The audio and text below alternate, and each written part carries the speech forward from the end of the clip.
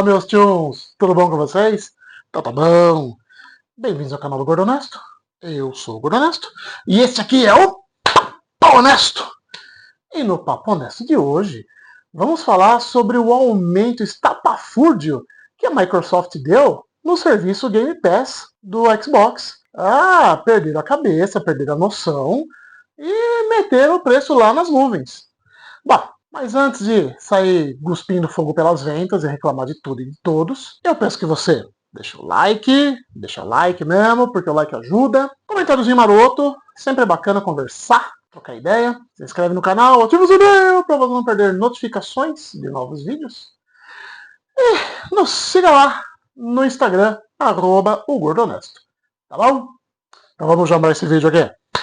Bom, videogame sempre foi uma paixão minha e de muitas pessoas também. E lá nos anos 90 se popularizou muito aqui no Brasil, principalmente o surgimento das locadoras. Então, o hobby de se jogar videogame não era uma coisa cara. Tinha, obviamente, o investimento inicial de se comprar um console, na época um Mega Drive, um Super Nintendo, um Master System, um Nintendinho. Tinha alguém que comprava Neo Geo. Não conhecia ninguém, na verdade. Mas você tinha as locadoras com trocentos jogos lá para você alugar e ficava uma coisa barata. Era um hobby barato. Comprar cartucho já era outros 500. O cartucho naquela época era caro. Então você ganhava um cartucho no aniversário do Natal e não reclama, porque já tá bom demais. Então sobrava as locadoras.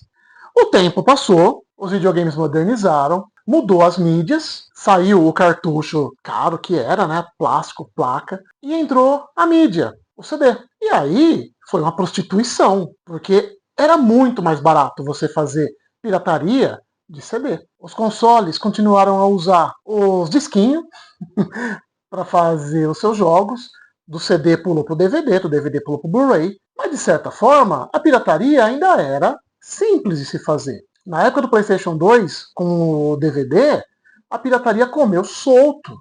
E nessa época, a locadora de jogos já estava começando a definhar, porque não valia mais a pena. O cara ia numa feirinha clandestina, comprava 5 jogos por R$10. Não tinha mais o motivo da locadora. O tempo passou mais um pouquinho, e aí tivemos mais uma evolução na mídia de jogos, que agora era a mídia digital. Cada console tinha sua loja virtual e vendia o jogo diretamente por ela. Era uma praticidade muito boa no começo. O tempo passa mais um pouquinho, surgem os streamings de filmes e séries, e a Microsoft, nesse momento, ela olha para esses streamings e fala: interessante. O que ela faz? Ela cria uma plataforma de streaming de jogos.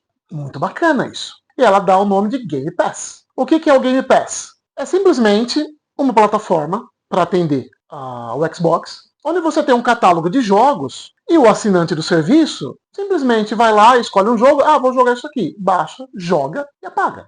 Vê outro jogo, vou baixar isso aqui, baixa, joga e apaga. Como um streaming de filmes. O Game Pass ele surgiu em junho de 2017, lá nos Estados Unidos, e no Brasil em setembro de 2017.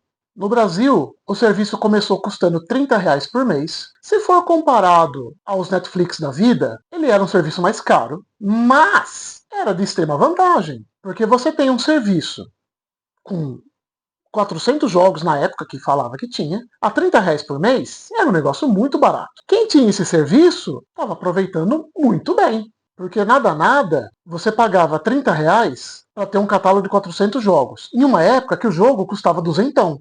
Então, era muito vantajoso o serviço naquela época. A coisa começou a degringolar em meados de 2018, quando o Game Pass veio com um tal de Dia 1, ou Day One, no original, que nada mais era do que jogos lançamentos, no dia do lançamento ele aparecia no serviço. Começou primeiramente com jogos exclusivos do Microsoft, como Forza, Halo, Gears of War, esses jogos que era Microsoft Studios, por exemplo.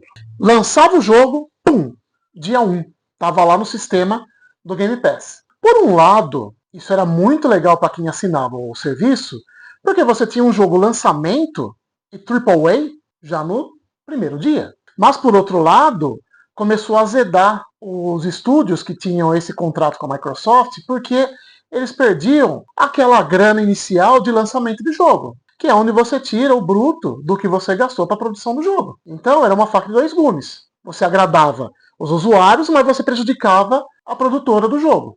Bom, o tempo passou, Game Pass fazendo sucesso, Sony e Nintendo olharam para aquilo e falou, olha, preciso de um trem desse também. A Sony criou um serviço parecido, inserindo um catálogo de jogos dentro do seu serviço de PlayStation Plus, e a Nintendo criou também lá o seu Nintendo Online. Os dois de modo muito mais tímido e não tão agressivos. Não tinha esse negócio de Day One, dia 1 para eles não. Bom, essa estrutura do Game Pass em ter esses jogos dia 1 foi um negócio muito comentado desde o seu lançamento lá em 2018 até os dias de hoje. Muitas pessoas dizem que não é um sistema sustentável, não tem como um negócio sobreviver dessa forma, mas como a Microsoft tem dinheiro infinito, ela está pouco se lixando para isso aí. Mas, com o aumento atual do serviço que eles deram aí, já para os próximos dias, você percebe que mesmo o dinheiro infinito da Microsoft está começando a fazer falta ali para o Game Pass, para manter o serviço de pé. Bom, então eu vou agora passar rapidinho para vocês quais são os serviços online de cada plataforma e o preço que eles custam e as vantagens e desvantagens de cada um. Começando pela Microsoft, né, já que deu o seu pulo do gato e pulo alto. A Microsoft, antigamente, ela tinha dois planos, o plano básico e o plano premium, mas que agora se dividiu em três planos. Você tem o plano básico, que é o Essential, que ele te fornece um catálogo com mais de 50 jogos, então você pode deduzir que deve ter 60, custando R$ 43,90 por mês. O segundo pacote é o Premium, que te dá mais de 200 jogos, então 230 mais ou menos, e você paga R$ 59,90 por mês. E agora o Ultimate, que é o mais caro deles. Aí ele te dá um catálogo com mais de 400 jogos, num preço de R$ 120 por mês. Detalhe, só no Ultimate você tem os jogos Day One, nos outros dois não. Fazendo o advogado do diabo aqui, 120 pau por mês, para você ter jogos, lançamentos, que em média custam na faixa de 350, 400 pau, é barato. Mas, se tiver jogos todo santo mês, e você joga todo santo mês esses jogos. Caso contrário, não sei se valeria muito a pena, porque 120 pau é grana. Bom, agora temos a PlayStation Network, conhecida como PSN. A PSN tem três tipos de assinatura também. Ela tem a Essential, onde você paga R$ 360 por ano, algo em torno aí de R$ 30 por mês. Você não tem acesso a catálogo de jogos, mas você ganha 3 jogos gratuitos, por mês. Gratuito não é porque você está pagando pelo serviço, mas você ganha 3 jogos sem custo adicional. Fica melhor assim. O segundo serviço é a PlayStation Extra, que você paga R$ 592, algo em torno de R$ 49 por mês. Ela te dá os mesmos 3 jogos da Essential, só que você tem um catálogo de mais ou menos 400 jogos. Também catálogo que vou te dizer uma coisa. A cada 20 jogos, tranqueira, você tem meio jogo bom. A qualidade de jogos não é a mesma do Game Pass, tá? É um negócio inferior. Quebra o galho? Quebra. Mas não é aquela maravilha pelo preço que se paga.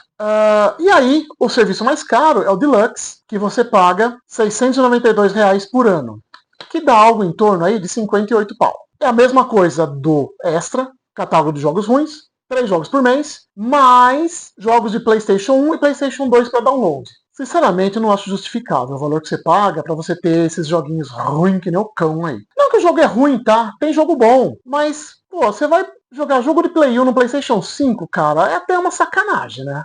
Enfim, cada um, cada um. E por último, temos o Nintendo Switch Online. É interessante que a Nintendo, a cada console que ela lança, ela faz uma lojinha virtual para cada console. O console sai de fabricação, ela acaba com a lojinha e vem com um novo. Em vez de criar um ambiente igual para todo mundo, né? Não. Cada videogame tem a sua lojinha. A Nintendo Switch Online tem 2 planos. Ela tem o plano básico, onde você paga R$ 120 por ano, que daria algo em torno de R$ 10 por mês. Você só tem um catálogo de jogos de Super Nintendo, Nintendinho e Game Boy. Depois você tem o pacote adicional, R$ 300 ao ano, que dá R$ 25 por mês. Os mesmos jogos, Super Nintendo, Nintendinho e Game Boy, mais GameCube, Nintendo 64, Mega Drive e, em fevereiro de 2026, Virtual Boy. A gente já fez um vídeo falando sobre isso aí. Olha, eu vou falar bem a verdade. O plano da Nintendo é o mais baratinho, mas é o mais inútil de todos. Porque você vai pagar 25 pau por mês, no plano mais caro, para você jogar só os jogos da Nintendo. E nem são jogos de Nintendo Switch, lançamentos, ou então um Mario 3D World, que era do Nintendo Wii U. Nem jogos do Wii U você tem. Então eu não acho vantajoso você pagar 25 pau por mês para você jogar GameCube, Nintendo 64, tudo joguinho que roda em qualquer TV Box por aí. Mas, independente de qual serviço você assina, qual console você tem, os três serviços têm uma coisa em comum. Você é obrigado a assinar o serviço para você poder jogar online, entendeu? Então não adianta simplesmente você comprar. Ah, vou comprar um PlayStation 4. Você quer jogar online? Porra, eu gostaria, eu acho mó legal. Vai ter que pagar. Nem que seja o plano mais básico, mas vai ter que pagar para jogar online. Senão você não joga. Então você compra a mídia física, compra a mídia digital mesmo na lojinha e joga offline quietinho sem encher o saco de ninguém. Os três consoles são assim. Falando num contexto geral, se você tem um Xbox e um PlayStation, você assinar o catálogo de jogos acaba não sendo um valor muito alto. Estamos falando aí de R$ 50 por mês, R$ 60 por mês. Para um catálogo de 200, 400 jogos, se você tem tempo de jogar 2 jogos por mês, que seja, então eu acho que vale a pena, porque você pagaria muito mais do que isso em um único jogo. Mas você está ciente de que você está jogando jogos mais velhos, que não são lançamentos, e que correm o risco de sair a qualquer hora sem prévio aviso. Né? É que nem um serviço de streaming. Você está assistindo uma série, daqui a pouco a série sai do ar e você fica vendo avisos. O serviço de jogos é a mesma coisa. Mas, se você curte jogo lançamento, saiu aí God of War 5, preciso jogar God of War 5. Tudo bem, custa 400 pau o jogo. 450 o jogo. Mais o serviço que você paga. Então você começa a somar, a brincadeira não fica barata. Tá ficando cara. E infelizmente nesse país, videogame está virando um hobby elitista. Tá ficando caro você jogar videogame, manter um videogame. Porque antigamente você comprava o console, depois você se virava na locadora. Depois veio a pirataria, você arrebentava de comprar jogo barato. Tudo bem, você lascava o canhão do seu videogame, mas você comprava jogo barato e jogava um monte de coisa. Agora você está ficando refém. Primeiro, porque você tem que assinar o serviço para você poder jogar online. Segundo, que está acabando a mídia física. Se vocês forem reparar, muitos jogos que saem por aí não tá tendo mídia física mais. E se tem, é uma edição muito limitada aí, custando 500 pau. Silent Hill 2, por exemplo, muito difícil você encontrar mídia física. Quando acha, se prepara para vender o rim. É caro. Então o que acontece? Você acaba com o mercado de mídia física e fica refém só da lojinha. Eu cansei de ver jogo velho nas lojinhas com preço cheio. Ratchet Clank, do PlayStation 5, é um jogo de 5 anos atrás. É um joguinho que na mídia física você pagaria aí 60, 80 pau. Ele está custando 230 da última vez que eu vi. Você paga 230 no Ratchet Clank? Tô falando que o jogo não vale, mas é um jogo de 5 anos atrás. Tá ficando difícil, né?